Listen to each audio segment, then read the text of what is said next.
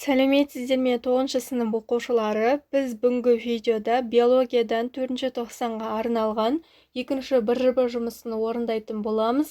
Бірінші тапсырма: диаграммада жүкті әйелдің жатыр қабырғасындағы және ұрық жолдастағы қан тамырларының орналасуы, ана мен ұрықтың қан айналу жүйесі бір-бірімен араласпайтыны көрсетілген. Ұрықтың дамуындағы плацентаның маңызын түсіндіріңіз. Плацента ана мен ұрықтың арасындағы байланысты жүзеге асыратын мүше. Плацента арқылы аналық ағза мен ұрықтың арасындағы зат пен газ алмасу процесі жүзеге асады. Плацента арқылы ұрық аналық ағзадан оттек пен қоректік заттарды алып отырады. Плацентадан аналық ағзаға әсер ететін гормондар түзіледі. Екінші тапсырма: ұрық жолдастың құрылысы мен атқаратын қызметінің маңызын сипаттаңыз.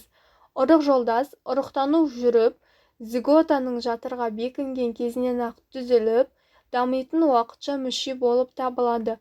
Ол ана мен эмбрионның арасын байланыстыратын қан тамырлы құрылым. Үшінші тапсырма: сызбада эмбрион мен ұрықтың даму кезеңдері берілген.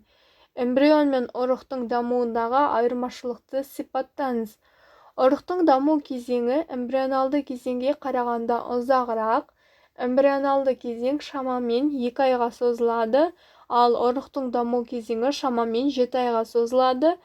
Эмбриондық даму кезеңінде адамға тән мүшелер қалыптасады, ал ұрықта олар дамиды. Төртінші тапсырма: ұрықтың дамуына шылымның кері әсерін түсіндіріңіз. Темекі шегу жүктіліктің сәтсіз аяқталуын 2 есеге арттырады.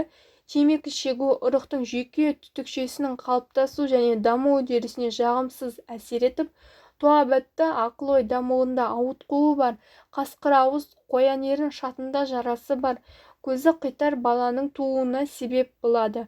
Ағылшын дәрігерлері жүкті кезінде темекі шеккен анадан туған балада ұрық миының оттекпен жеткіліксіз қамтамасыз етілуінен аутизмнің даму тәуекелі 40%-ға артады деген қорытындыға келді.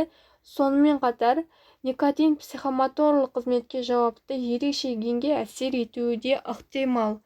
Осымен бір жоба тапсырмасы аяқталды. Каналға тіркеліп, видеоға лайк басып, видеоны достарыңызбен бөлісе кетіңіздер.